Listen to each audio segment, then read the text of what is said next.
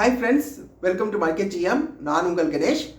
எல்லாரும் நல்லா இருக்கீங்களா ஃப்ரெண்ட்ஸ்? இன்றைக்கி நம்ம ஒரு முக்கியமான ஒரு ஸ்ட்ராட்டஜி பார்க்க போகிறோம். இந்த ஸ்ட்ராட்டஜியோட பேர் வந்து பேக் ரேஷியோ கால் ஸ்ப்ரெட். இந்த ஸ்ட்ராட்டஜியை எந்த மார்க்கெட்டில் நம்ம பயன்படுத்தலாம்னு பார்த்தீங்கன்னா, ஒரு ஸ்டாக்கோ இல்லை ஒரு இண்டெக்ஸோ மிகப்பெரிய அளவில் ஏறும் அப்படின்னு நம்ம எதிர்பார்க்குறோம். அந்த மாதிரி சுச்சுவேஷனில் இந்த ஸ்ட்ராட்டஜியை பயன்படுத்தலாம். ஒரு உதாரணம் சொல்கிறேன். நீங்கள் டெக்னிக்கலாக அனலைஸ் பண்ணுறீங்க. ஒரு பிரேக் அவுட் நடந்துச்சுன்னா மிகப்பெரிய அளவில் அந்த ஸ்டாக்கோ இல்லை இண்டெக்ஸோ மிகப்பெரிய அளவில் ஏறதுக்கு வாய்ப்புகள் இருக்கிறத நீங்கள் கண்டுபிடிக்கிறீங்க. அந்த மாதிரி நேரத்தில் இந்த ஸ்ட்ராட்டஜியை பயன்படுத்தலாம். ஒரு ஈவெண்ட் நடக்க போது, ஒரு ரிசல்ட் வந்து வரப்போகுது, அந்த ரிசல்ட் வந்து பாசிட்டிவாக இருந்துச்சுன்னா மிகப்பெரிய அளவில் அந்த ஸ்டாக்கோட ப்ரைஸ் வந்து ஏறும்னு நீங்கள் நினைக்கிறீங்க. அந்த மாதிரி நேரத்துலையும் இந்த ஸ்ட்ராட்டஜியை பயன்படுத்தலாம். இந்த ஸ்ட்ராட்டஜியில் இருக்க அட்வான்டேஜ் என்னன்னா, சப்போஸ் அந்த மாதிரி ஒரு பிரேக் அவுட் நடக்கலை, பிரேக் அவுட் ஆகாமல் அது வந்து ஃபால்ஸ் பிரேக் அவுட்டாக நடக்குது, திருப்பி ஸ்டாக்கோட ப்ரைஸ் நல்லா கீழே இறங்கி வருது, அப்பயும் உங்களுக்கு வந்து பெரிய அளவில் நஷ்டத்தை இந்த ஸ்ட்ராட்டஜியை பயன்படுத்தினீங்கன்னா உங்களுக்கு அடைய மாட்டீங்க. ஓகேவா? ஒரு ஈவெண்ட் நடக்குது, அந்த ஈவெண்ட்டில் வந்து அந்த ரிசல்ட் வந்து நல்லாவே வரலை, அந்த ரிசல்ட் வந்து எதிர்பார்த்ததுக்கு மாறாக வந்துடுது. அப்போ என்ன நடக்கும்? ஸ்டாக்கோட ப்ரைஸ் மிகப்பெரிய அளவில் கீழே இறங்கி வரும். அப்பயும் நீங்கள் ப்ராஃபிட்டில் இருப்பீங்க இந்த ஸ்ட்ராட்டஜியை கரெக்டாக பயன்படுத்தினீங்கன்னா. இந்த ஸ்ட்ராட்டஜி வந்து நமக்கு பாசிட்டிவான ரிசல்ட் வரும்போதும் நல்லா ஒர்க் அவுட் ஆகும், நெகட்டிவான ரிசல்ட் வந்தாலும் அதை ஓரளவுக்கு இது வந்து தாங்கிக்கும். அதனால தான் இந்த ஸ்ட்ராட்டஜி வந்து நமக்கு ரொம்ப யூஸ்ஃபுல்லான ஒரு ஸ்ட்ராட்டஜி. இந்த ஸ்ட்ராட்டஜியில் இருக்க ஒரே மைனஸ் பாயிண்ட் என்னன்னா, மார்க்கெட் வந்து ஒரு குறிப்பிட்ட ஸ்ட்ரைக் ப்ரைஸில் நின்றுடுச்சுன்னா, ஒரு குறிப்பிட்ட ஸ்ட்ரைக் ப்ரைஸ் அந்த ரேஞ்சுக்குள்ளே நின்றுடுச்சுன்னா அப்போ மட்டும் தான் நம்மளுக்கு அந்த மேக்ஸிமம் லாஸ் வந்து நம்மளுக்கு வரும். மற்றபடி மிகப்பெரிய அளவில் ஏறினாலும் நம்மளுக்கு லாபம் கிடைக்கும், இல்லை ஒரு அளவுக்கு கீழே இறங்கி வந்தாலும் ஒரு சின்ன லாபத்தோடு நம்ம வெளியே வரலாம். அதுக்கான வழிகள் இந்த ஸ்ட்ராட்டஜியில் இருக்குது. ஓகேவா? இந்த ஸ்ட்ராட்டஜியை எப்படி நம்ம கன்ஸ்ட்ரக்ட் பண்ணணும்னு பார்த்தீங்கன்னா, கால் சைடில் போயிட்டு ஏடிஎம் இல்லைனா ஐடிஎம்மை வந்து நம்ம செல் பண்ணிடுவோம். ஒரு லாட் செல் பண்ணுவோம். ஓகேவா? அதே மாதிரி ஒரு கொஞ்சம் ஸ்லைட்டான ஓடிஎம்மை வந்து நம்ம 2 லாட் வந்து பை பண்ணிடுவோம். இதுதான் இந்த ஸ்ட்ராட்டஜியை கன்ஸ்ட்ரக்ட் பண்ணதுக்கான வே. முடிஞ்ச வரைக்கும் நம்ம செல் பண்ணுறோம் பார்த்தீங்களா, செல்லும் அந்த பையும் வந்து அந்த டிஸ்டன்ஸ் வந்து கொஞ்சம் கம்மியாக இருக்கிறது நல்லது. ரொம்ப வைடாக பண்ணாமல் கொஞ்சம் கம்மியான டிஸ்டன்ஸில் பண்ணும்போது அது நம்மளுக்கு நல்ல ஒரு ப்ராஃபிட்டையும் நல்ல ஒரு ரேஷியோவும் நம்மளுக்கு கொடுக்கும். ஓகேவா? இப்போ இந்த ஸ்ட்ராட்டஜி நம்ம பயன்படுத்தும் போது இன்னொரு ஒரு விஷயத்தையும் நம்ம கவனிக்கணும். என்னென்னா, நமக்கு எக்ஸ்பிரிக்கு வந்து ஒரு 2 வாரம் இல்லை 3 வாரம் இருக்கும்போது பண்ணிங்கன்னா நல்லது. இந்த ஸ்ட்ராட்டஜியை எக்ஸ்பிரிக்கு பக்கத்தில் பண்ண வேணாம். அப்படி பண்ணிங்கன்னா நீங்கள் அந்த சைபேயில் மாற்றிக்கிறதுக்கு வாய்ப்பு நிறைய இருக்கும். அப்படியே ப்ரைஸ் அதிகமாக இன்க்ரீஸ் ஆனால் கூட ஏறிட்டு அந்த சைபே நான் சொன்ன பார்த்தீங்களா, ஒரு குறிப்பிட்ட ரேஞ்ச் சொன்ன பார்த்தீங்களா, அந்த ரேஞ்சுக்குள்ளே நீங்கள் மாட்டிக்கிட்டிங்கன்னா நீங்கள் லாஸை சந்திக்கிற மாதிரி ஆகிடும்.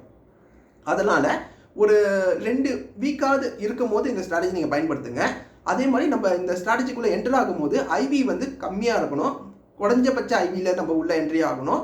நம்மளோட ஏம் என்னென்னா, நம்ம என்ட்ரி ஆன பிறகு ஐவி வந்து இன்க்ரீஸ் ஆச்சுன்னா அது நம்மளுக்கு பெனிஃபிட் ஆகும். ஏன்னா நம்ம 2 கால் ஆப்ஷன் வந்து வாங்குகிறோம், 2 ஆப்ஷன்ஸை வந்து வாங்குகிறோம். அதனால நம்மளுக்கு ஐவி இன்க்ரீஸ் ஆச்சுன்னா அது நம்மளுக்கு பெனிஃபிட்டாக இருக்கும். ஓகேவா? இப்போ இந்த ஸ்ட்ராட்டஜியை நம்ம சென்சிபிளில் இருக்க ஸ்ட்ராட்டஜி பில்டரை பயன்படுத்தி நம்ம எக்ஸ்ப்ளோர் பண்ணி பார்க்கலாம் ஃப்ரெண்ட்ஸ். ஓகேவா? அதுக்கு முன்னாடி எப்பயும் போல சின்ன ரிக்வெஸ்ட், நம்ம சேனலையே சப்ஸ்கிரைப் பண்ணிக்கோங்க. ஏன்னா நீங்கள் செய்கிற அந்த சின்ன உதவி மிகப்பெரிய அளவில் எனக்கு பயனுள்ளதாக இருக்கும். அதே மாதிரி இந்த வீடியோ உங்களுக்கு பிடிச்சிருந்தா லைக் பண்ணுங்கள். நீங்கள் நிறைய லைக் பண்ணிங்கன்னா நிறைய பேருக்கு இந்த வீடியோ ஷேர் ஆகும். இப்போ நம்ம சென்சிபிளில் இருக்க ஸ்ட்ராட்டஜி பில்டரை பயன்படுத்தி இந்த ஸ்ட்ராட்டஜியை வந்து எக்ஸ்ப்ளோர் பண்ணி பார்க்கலாம் ஃப்ரெண்ட்ஸ். இப்போ நம்ம சென்சிபிளில் இருக்க ஸ்ட்ராட்டஜி பில்டரை பயன்படுத்தி இந்த ஸ்ட்ராட்டஜியை எக்ஸ்ப்ளோர் பண்ணி பார்க்க போகிறோம். நான் பிஎஸ்சியை சூஸ் பண்ணிக்கிறேன். ஏன் இந்த ஸ்டாக்கை நான் சூஸ் பண்ணுறேன்னா, 7ஆம் தேதி அன்னைக்கு இந்த ஸ்டாக்கில் வந்து ரிசல்ட் இருக்குது. ஸோ ரிசல்ட் வந்து ரொம்ப பெரிய அளவில் பாசிட்டிவாக இருந்துச்சுன்னா இந்த ஸ்டாக்கோட ப்ரைஸ் வந்து ஒரு 500 ரூபாய் வரைக்கும் கூட ஏறதுக்கு வாய்ப்புகள் நிறைய இருக்குது. அப்படி ஏறிச்சுன்னா ஆல்மோஸ்ட் இது வந்து 3000 ரேஞ்சுக்கு வந்துடும். ஸோ அதனால் இந்த ஸ்டாக்கை சூஸ் பண்ணுறேன். அதே மாதிரி எக்ஸ்பிரிக்கு வந்து நமக்கு இந்த மந்தோட எக்ஸ்பிரி நம்ம சூஸ் பண்ணியிருக்கோம். அதனால் ஒரு 23 டேஸ் நமக்கு டைம் இருக்குது, 3 வீக் டைம் இருக்குது. ஸோ டைமும் நம்மளுக்கு கரெக்டாக இருக்குது.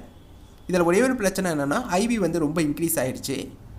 ஆல்ரெடி வந்து ஐவி ரொம்ப இன்க்ரீஸ் ஆகிடுச்சு. ரொம்ப இன்க்ரீஸ் ஆனதால் நமக்கு என்ன வரும்னா, மேக்ஸிமம் லாஸோடைய அமௌண்ட் வந்து பெருசாக வரும். நான் உங்களுக்கு காட்டுறேன் அதையும். இப்போ நம்ம என்ன பண்ண போகிறோம்னா, இந்த ஐடிஎம் இருக்குது பார்த்தீங்களா, 2350, அதை வந்து நம்ம ஒரு லாட் செல் பண்ணுறோம். அதோட விலை வந்து 143 ரூபாய் அதோட ப்ரீமியமு. இதிலேருந்து ஒரு 200 பாயிண்ட் தள்ளி, ஓகேவா, இதிலேருந்து ஒரு 200 பாயிண்ட் தள்ளி ஒரு ஓடிஎம் 2 ஓடிஎம் லாட்டை வந்து நம்ம பை பண்ண போகிறோம். அதோட விலை வந்து ஆல்மோஸ்ட் வந்து நம்மளுக்கு 60 ரூபாய். ஸோ 2 லாட்டை நம்ம பை பண்ணிட்டோம். ஸோ நமக்கு வந்து நம்ம ரிசீவ் பண்ணுற ப்ரீமியம் பார்த்திங்கன்னா 142 ரூபாய். நம்ம பே பண்ணுற அந்த ப்ரீமியம் பார்த்திங்கன்னா ரூபா 2 லாட் பை பண்ணதால் ரூபா.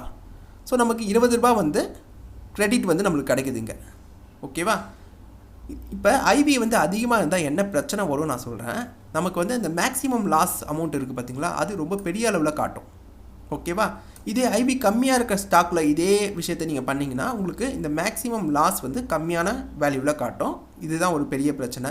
இப்போ ஐவி நீங்கள் அதிகமாக இருந்துச்சுன்னா இந்த ஒரு பிரச்சனையாக உங்களுக்கு வரும். நமக்கு மேக்ஸிமம் ப்ராஃபிட் வந்து அன்லிமிட்டடாக இருக்கும். அது எப்படி நான் உங்களுக்கு காட்டுறேன். வெற்றி வாய்ப்பு பார்த்திங்கன்னா நமக்கு 63% இருக்குது. ஒரு நல்ல பர்சன்டேஜ் தான் 63 இருக்கிறது. நமக்கு தேவைப்படுற ஃபண்டு பார்த்திங்கன்னா 1,07,000 தேவைப்படுது. ஓகேவா? ஸோ இதில் போய் நம்ம இந்த கிராப்பை ஃபஸ்ட்டு பார்த்தோம்னா அதோட கிராப் வந்து இந்த மாதிரி தான் இருக்கும். ஒரு குறிப்பிட்ட ஜோனில் நம்ம மாட்டிக்கிட்டோம்னா நமக்கு வந்து லாஸ் வந்து வரும். பட் நமக்கு ஒருவேளை நம்ம எதிர்பார்த்த மாதிரி இந்த ஸ்டாக் வந்து ஒரு பெரிய அளவுக்கு ஏறலை, அதுக்கு பதில் ரிவர்ஸில் வந்துடுச்சுன்னு வச்சுக்கலாம், ஒரு நெகட்டிவான நியூஸ் வந்து ரிவர்ஸில் வந்துட்டாலும் நம்ம ப்ராஃபிட்டில் தான் இருப்போம். நம்ம வந்து ஒரு 8,738 லாபத்தில் தான் இருப்போம். ஓகேவா? அதுவே நம்ம எப்போ மாட்டிப்போம், எந்த ப்ரைஸ்லேருந்து மாட்டிப்போம்னு பார்த்தீங்கன்னா அதையும் நான் உங்களுக்கு காட்டுறேன். நமக்கு வந்து இப்போ போயிட்டுருக்கு பார்த்தீங்களா, ஏடிஎம் ப்ரைஸாக போயிட்டுருக்கு பார்த்தீங்களா, அந்த ப்ரைஸில் இருந்துச்சுன்னா நமக்கு ஒரு சின்ன லாஸ் வந்து வரும். 2,250 லாஸ் வரும். அதுவே நமக்கு எப்போ மேக்ஸிமம் லாஸ் ஆனது வரும் பார்த்திங்கன்னா நமக்கு இந்த 2,500 அந்த ரேஞ்சில் மாட்டிக்கிட்டோன்னா நமக்கு வந்து மேக்ஸிமம் லாஸ் வந்து வரும். கரெக்டாக காட்டுறேன். நமக்கு வந்து மேக்ஸிமம் லாஸ் வந்து கரெக்டாக 2,568 அந்த ரேஞ்சில் நம்ம மாட்டிக்கிட்டோன்னா, அந்த ப்ரைஸில் வந்து நம்ம க்ளோஸ் ஆகிடுச்சுன்னா நமக்கு மேக்ஸிமம் லாஸ் வந்து வந்துடும்.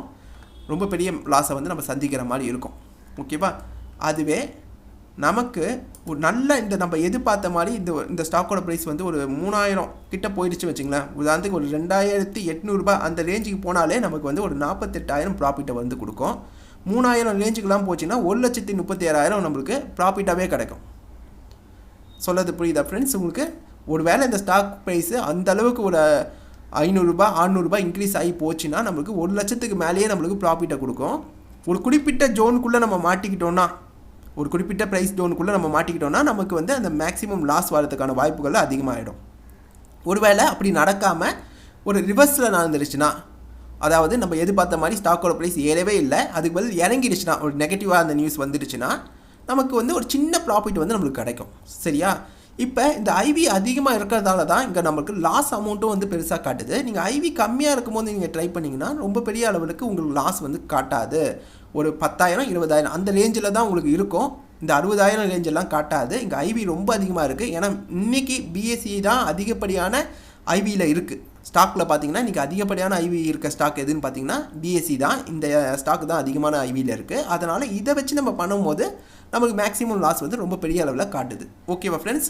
இந்த ஸ்ட்ராட்டஜியை வந்து எந்த மாதிரி மார்க்கெட்டில் பயன்படுத்தணும்னு நான் சொல்லிட்டேன். இதை பயன்படுத்தும் போது கொஞ்சம் கேர்ஃபுல்லாக தான் இருக்கணும். ஏன்னா இதில் வந்து நடுவில் நீங்கள் மாட்டிக்கிட்டிங்கன்னா, அந்த குறிப்பிட்ட ஸ்ட்ரைக் ப்ரைஸில் மாட்டிக்கிட்டிங்கன்னா நீங்கள் பெரிய அளவுக்கு லாஸை வந்து சந்திக்கிற மாதிரி ஆகிடும். அதுவும் இந்த ஐவியெல்லாம் வந்து நீங்கள் தவறான ஒரு ஐவியில் போய் மாட்டிக்கிட்டாலும் உங்களுக்கு லாஸோடைய அந்த இது வந்து அதிகமாக இருக்கும். ஸோ இதெல்லாமே நீங்கள் பார்த்துக்கணும் இந்த ஸ்ட்ராட்டஜி நீங்கள் பண்ணும்போது. மற்றபடி இந்த கரெக்டான டைம் பீரியடில் இதை நீங்கள் சூஸ் பண்ணிட்டீங்க வச்சுக்கலாம். ஒரு டெக்னிக்கலாக நீங்கள் அனலைஸ் பண்ணுறீங்க, அந்த டைமில் ஐவியெல்லாம் ரொம்ப கம்மியாக இருக்குது, அந்த டைமில் நீங்கள் ஒரு ரிஸ்க் எடுத்திங்கன்னா உங்களால் பெரிய ப்ராஃபிட்டை உங்களால் எடுக்க முடியும். அதை தான் இந்த வீடியோவில் நான் சொல்லணும்னு நினச்சேன்.